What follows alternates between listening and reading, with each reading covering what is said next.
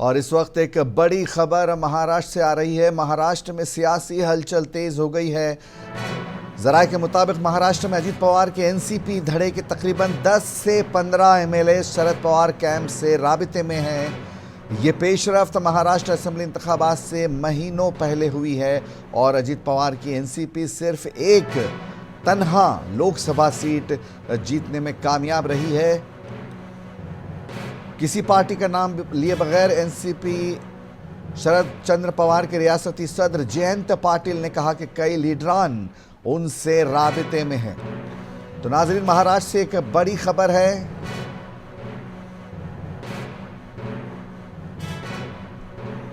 महाराष्ट्र में सियासी उथल पुथल हो गई है।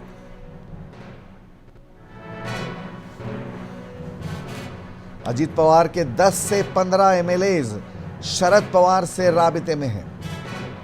आज अजीत पवार ने एक मीटिंग बुलाई थी, उसमें 5 एमएलएज गैर हाजिर रहे।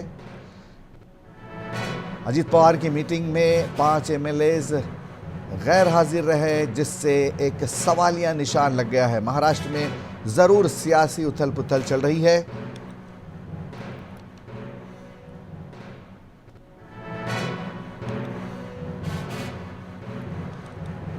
इसी सियासी हलचल के दरमियान वज़ीर आला एकनाथ शिंदे नाराज रहनुमाओं को पुरसुकून करने के लिए जल्द ही काबीना में तौसी कर सकते हैं, ऐसी खबरें आ रही है।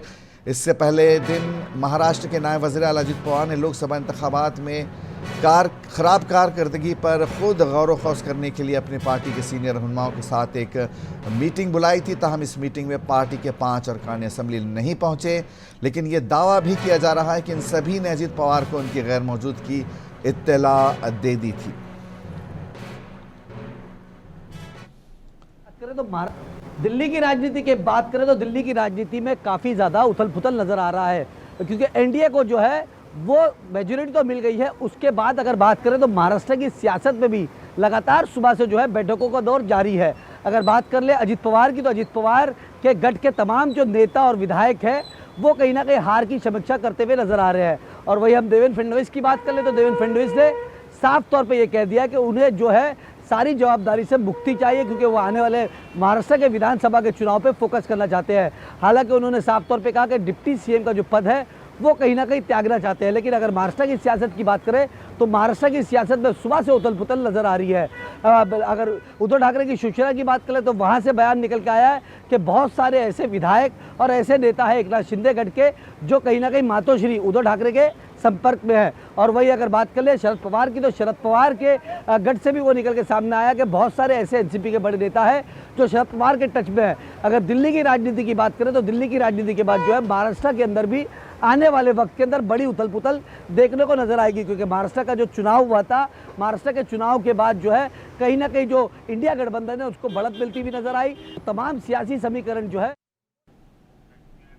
तो महाराष्ट्र में सियासी हलचल तेज हो गई है। बताया जा रहा है कि अजीत पवार के एनसीपी धड़े के तकरीबन 10 से 15 एमएलएज शरद पवार कैंप से राबिते में हैं। आई और इस पर बात करते हैं अपने नुमाइंदे मोनिस अनवर से, जो इस वक्त हमारे साथ जुड़ गए हैं। जी मोनिस, बहुत बड़ी खबर महाराष्ट्र से आ रही है। जिस तरह से बताया जा रहा है कि 10 से 15 एमएलएज शरद पवार धड़े के राब्ते में हैं, क्या कुछ कहेंगे आप?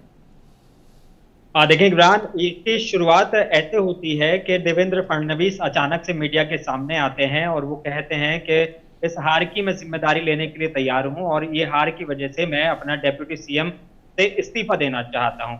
उस चीज से कहीं ना कहीं ये सामने आने लगा था कि कहीं ना कहीं चीजें बहुत ज्यादा साफ नहीं है। और अजीत पवार और गुट के जो अब आज ये 5 विधायक नहीं पहुंचे हैं, इससे भी थोड़ा सा अब साफ होने लगा है कि कहीं ना कहीं जो कांग्रेस ने जो बढ़त हासिल की है महाराष्ट्र में, उसका असर अब दिखने लगा है।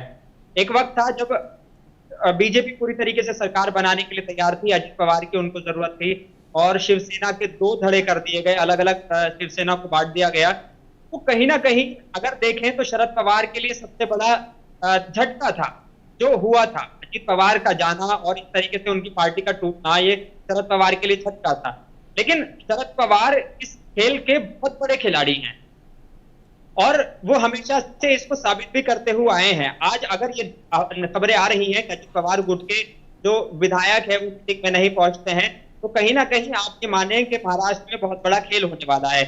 कांग्रेस के लिए आज एक अच्छी खबर ये भी आई कि सांगली से जो निर्दलीय सांसद चुने गए थे जी, उसने कांग्रेस को अपना समर्थन दे दिया। महाराष्ट्र की सांगली सीट है जहां से ये सांसद चुने गए, उन्होंने अपना पूरी तरीके से समर्थन दे दिया। मल्लिकार्जुन खड़गे से मुलाकात की, राहुल गांधी से मुलाकात की, सोनिया गांधी से मुलाकात की और अपना समर्थन दे दिया, जिससे जो 99 का आंकड़ा कांग्रेस के पास पूरी तरीके से 100 पर पहुंच गया, यानी कि कांग्रेस के सांसद 100 हो गए। मोनिस, लेकिन वज़ीर आला एकनाथ शिंदे ने इस बात को भांप लिया है और इसका तोड़ करने जा रहे हैं। वो अपनी काबीना में तौसी करेंगे और वज़रा के कलमदान वो इन नाराज एमएलए को बांटने जा रहे हैं। इससे क्या कुछ फर्क पड़ सकता है? देखिए, अगर यहाँ पे सिर्फ एकनाथ शिंदे का मामला नहीं है, अगर एकनाथ शिंदे के जो विधायक हैं वो उनको अगर कुछ और दे भी दिया जाता है तो अजीत पवार की पावर के साथ हैं। कहीं ना कहीं अजीत पवार जो है वो अगर अपनी चीजें छोड़ते हैं तो और भी नुकसान देखने को मिलेगा, कि अजीत पवार अगर जाते हैं डेप्यूटी सीएम, वहां पे उनको बनाया जाता है तो कहीं ना कहीं एकनाथ शिंदे को जरूर सीएम बना दिया गया, लेकिन अजीत पवार को भी कमाना ठीक नहीं है। और अगर वो मान लीजिए अपने विधायक बढ़ाते हैं और मंत्रालय उनको देते हैं विधायकों को, नाराज होने का जो डर है उनको, तो कहीं ना कहीं इससे बीजेपी खेमे में भी खलबली मचेगी। बिल्कुल, क्योंकि बीजेपी में बहुत सारे ऐसे विधायक हैं जो उम्मीद लगाए बैठे हैं कि काबीना की तोसी होगी तो उनको भी कुछ ना कुछ दिया जाएगा। तो अगर इस तरीके से होता है तो ये मान के चलें कि शिंदे गुट, अजीत पवार गुट और बीजेपी तीनों में कहीं ना कहीं ये चीजें खलबली आएंगी। तो अब जो है कहीं ना कहीं कांग्रेस का पलड़ा यहाँ पर। जी बिल्कुल मोनिस, हमारे साथ मुंबई से अमजद भी जुड़ गए हैं। जी अमजद, जिस तरह की खबरें आ रही है 10 से 15 एमएलए शरद पवार कैंप के राबिते में है, इस वक्त क्या कुछ वहाँ सूरत हाल है, आपसे जानना चाहेंगे। अमजद, आपकी आवाज़ नहीं आ पा रही है, आप म्यूट का बटन दोबारा दबाएं।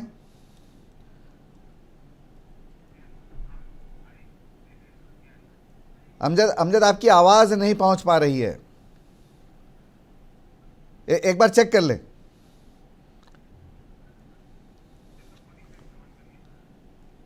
आप एक बार चेक करें, तब तक मोनिस से बात करते हैं। मोनिस, अजीत पवार की क्या हार ही इस पूरी सियासी उथल पुथल की एक वाहिद वजह है या कुछ खिचड़ी बहुत पहले से पकती आ रही थी? देखिए, बिल्कुल ये बात आपने जो कही ना कि खिचड़ी बहुत पहले से पक रही है, ये कहानी आज की नहीं है। शरद पवार इस पल का बहुत वक्त से इंतजार कर रहे थे। शरद पवार अपनी ताकत दिखाने की कोशिश कर रहे थे। अगर शरद पवार के उम्मीदवारों को हम देखें, अगर सपोज उन्होंने 10 सांसद उन्होंने खड़े किए तो उसमें से 8 जीत कर आए, ये दिखाता है कि शरद पवार का जो परसेंटेज ऑफ विन है वो 80% है। तो शरद पवार ने अपनी ताकत दिखाकर ही जो विधायक अलग हुए थे, जो कार्यकर्ता गए थे, जो नेता टूट कर गए थे शरद पवार की पार्टी से, उनको अपनी पावर का एहसास कराया है। उन्होंने दिखाया है कि अजीत पवार बड़े नेता हो सकते हैं, लेकिन यहाँ पर मुंबई का किंग मैं हूं। तो कहीं ना कहीं ये अब एहसास उन विधायकों को भी होना शुरू हो गया है, और यही वजह है कि कल से ये खबरें गर्दिश कर रही थी कि कहीं ना कहीं अजीत पवार गुट के जो सांसद और विधायक हैं वो कहीं ना कहीं एनसीपी में वापसी आ सकते हैं। और न सिर्फ अजीत पवार गुट के, मैं आपको बताऊं कि शिवसेना जो शिंदे गुट है उसके भी कुछ विधायकों और जो सांसद हैं उनकी उद्धव बाला ठाकरे से बात चल रही है। तो कहीं ना कहीं ये तोड़ की साजिश या जो तोड़ने की कोशिश है ये वन साइड नहीं है। अगर इधर एनसीपी के शरद पवार गेम खेल रहे हैं तो दूसरी तरफ गेम खेल रहे हैं पूरी तरीके से उद्धव बाला साहब ठाकरे। तो उद्धव जो है वो भी गेम करने की कोशिश में है, इधर से ये भी गेम करने की कोशिश में है। और न सिर्फ अब इस पर सांसद आएंगे, बल्कि आप मान के चलें कि महाराष्ट्र, जाहिर है महाराष्ट्र की असेंबली में हलचल हो गई है तो तमाम सियासी जमातें हलचल में ज़रूर आएंगी। मोरिस, एक आखिरी सवाल आपसे करूंगा कि शरद पवार एक बहुत कद्दावर लीडर हैं, बहुत बड़ा चेहरा माने जाते हैं, सियासत में बहुत ज़्यादा तजर्बा रखते हैं। जिस तरह से ये एमएलएज उनके राबिते में हैं, क्या लगता है कि चाचा भतीजे में कुछ मुफाहमत हो सकती है और मरकज़ सेंटर से क्या इसमें मुदाखलत हो सकती है? देखिए, ये बिल्कुल कहना गलत नहीं होगा, क्योंकि शरद पवार पहले भी ऐसा गेम कर चुके हैं। अजीत पवार को एक दिन के लिए बीजेपी में भेजते हैं, बीजेपी से उनके केस वापसी कराते हैं और केस वापसी करा के फिर से जो है शरद पवार उनको पार्टी में वापस ले लेते हैं और सारी चीजें नॉर्मल हो जाती हैं। तो अगर ये कहा जाए, जो आपने बात कही है वो दुरुस्त है, मौका लगते ही शरद पवार ऐसा गेम कर भी सकते हैं। और ये फैमिली है, फैमिली में गड़बड़ चलती रहती है, वापसी चीजें नॉर्मल होती भी रहती हैं। तो अजीत पवार बेशक आज बड़े नेता के तौर पर उभरे हों, लेकिन वो भी मानते हैं कि उनके राजनीतिक गुरु शरद पवार ही है। जी मोनिस, अमजद दोबारा हमारे साथ जुड़ गए, आइए उनसे बात करते हैं। अमजद, क्या मुझे सुन पा रहे हैं आप? जी। हाँ जी अमजद, जैसे कि खबरें आ रही है 10 से 15 एमएलए शरद पवार ग्रुप के राब्ते में है इस वक्त, वहां पर क्या सियासी उथल पुथल है, क्या सियासी सरगर्मी है, वहां पर क्या सूरत हाल है? देखिए, आज अजित पवार ने अपने अदर मीटिंग बुलाई थी। मीटिंग के अंदर कहीं ना कहीं जो 5 एमएलए जो थे वो कहीं ना कहीं नदारत नजर आए। उसका साफ तौर पर यह कहना था कि वो निजी कारण से जो है वो नहीं पहुंचे। लेकिन सियासी के अंदर लगातार ये अफवाह चल रही है कि शरद पवार के जो टच के अंदर जो है तमाम एमएलए जो है वो रास्ते में है। और अगर उद्धव ठाकरे की बात कर ले तो उद्धव ठाकरे के अंदर भी कहीं ना कहीं जो सियासी समीकरण है वहां पर भी कुछ ना कुछ एमएलए जो है वो घर वापसी करने के लिए तैयारी है। इसी के लिए सुबह के अंदर सब समझ में आया था कि जो प्लान है, प्लान बी के तहत जो है लगातार काम शुरू है। और ये कहा जा रहा है कि शरद पवार के साथ जितने भी विधायक जो है वो जा सकते हैं। अब क्योंकि आने वाले पार्लियामेंट के चुनाव के बाद कहीं ना कहीं बात कर ले तो विधानसभा का चुनाव जो है वो 6 महीने के बाद जो है यहाँ पर विधानसभा के चुनाव होने हैं, जिसको लेकर तमाम नेता है वो अपनी सियासी जमीन जो है वो तलाश करते हुए नजर आ रहे हैं। क्योंकि हमने ये देखा कि जब 4 तारीख को जब रिजल्ट आया तो रिजल्ट के अंदर इंडिया गठबंधन जो है वो फ्रंट फुट पे खेलता हुआ नजर आया है। और इंडिया गठबंधन को कहीं ना कहीं जो है 13 सीटें जो है या महाराष्ट्र के अंदर कांग्रेस को 13 सीटें मिली। अगर उद्धव ठाकरे की पिछड़ा की बात करें तो उनको 9 सीटें मिली। और एनसीपी जो है वो सबसे ज्यादा फ्रंट फुट पे खेलती हुई नजर आई, 10 सीटें लड़ी थी और 8 सीटों पर उनको कामयाबी मिली। तो कहीं ना कहीं जो महाराष्ट्र के अंदर तमाम सियासी गलियारे के अंदर ये चर्चा होने लगी कि 6 महीने के बाद जो विधानसभा के चुनाव होने हैं उसके अंदर जो है सियासी गणित जो है वो किसके साथ बैठता है। क्योंकि हम देखते हैं कि चुनाव के अंदर जो है राजनीति के अंदर गणित जो है तमाम तरीके से जो है वो काम करता हुआ नजर आता है। क्योंकि गणित ही एक ऐसा है जो आपको सियासत के अंदर जो पावर का जो सिलसिला है वो दिला सकता है। हमने ये देखा था कि अटल बिहारी वाजपेयी की जब सरकार बनी थी तो एक वोट से जो है वो सरकार गिरती हुई नजर आई थी। अभी अगर दिल्ली की बात कर ले तो दिल्ली के अंदर भी एनडीए जो है वो कहीं ना कहीं बीजेपी की सरकार है, वो वैशाखी वाली सरकार जो है वो नजर आ रही है। हमने ये भी देखा था कि जब उसके अंदर 3 बड़े प्लेयर है, उसके अंदर महाराष्ट्र की राजनीति के भी जो दिल्ली की सरकार बनेगी उसके अंदर महाराष्ट्र का भी एक अहम रोल होगा। अगर चंद्रबाबू नायडू और अगर नीतीश कुमार को मिला लिया जाए तो दोनों मिला के जो मेजोरिटी का आंकड़ा है 272 का वो पूरा होता हुआ नजर नहीं आ रहा है। 7 एमपी जो है एकनाथ शिंदे के वो भी कहीं ना कहीं उनको जरूरत पड़ेगी कि दिल्ली की सरकार बनाने में वो 7 एमपी जो है उसका समर्थन करे। और वो लगातार ये कवायद कर रहे हैं कि जो एनसीपी एकनाथ शिंदे के जो मेंबर ऑफ पार्लियामेंट है वो कहीं ना कहीं टूट के जो है वो उद्धव ठाकरे के साथ ना चले। अगर उद्धव ठाकरे के साथ अगर कुछ एमपी चले जाते हैं तो दिल्ली की सरकार जो है वो बैसाखी की सरकार जो है वो टूटती भी नजर आएगी। तो सियासी गलियारे में लगातार ये चर्चा चालू है कि महाराष्ट्र की राजनीति के अंदर आने वाले वक्त में क्या होगा। हमने ये देखा देवेंद्र फडणवीस जो थे वो दिल्ली गए हुए और उनका साफ तौर पे ये कहना था कि मैं जो है दिल्ली मुंबई महाराष्ट्र की जो राजनीति है उससे कहीं ना कहीं बाहर निकलना चाहता हूँ और जो आने वाला विधानसभा चुनाव है उसके अंदर पूरा अपना कॉन्ट्रीब्यूशन करना चाहता हूँ। तो लगातार ये कोशिश जारी है क्योंकि देवेंद्र फडणवीस पहले से ही भाग चुके हैं कि 4 तारीख के रिजल्ट के बाद कुछ ना कुछ महाराष्ट्र में बड़ी उलटफेर जी अमजद, वक्त की कमी है, थोड़ा मुख्तसर करें। खास तौर पे जी अमजद, वक्त की कमी है, थोड़ा मुख्तसर करें। जी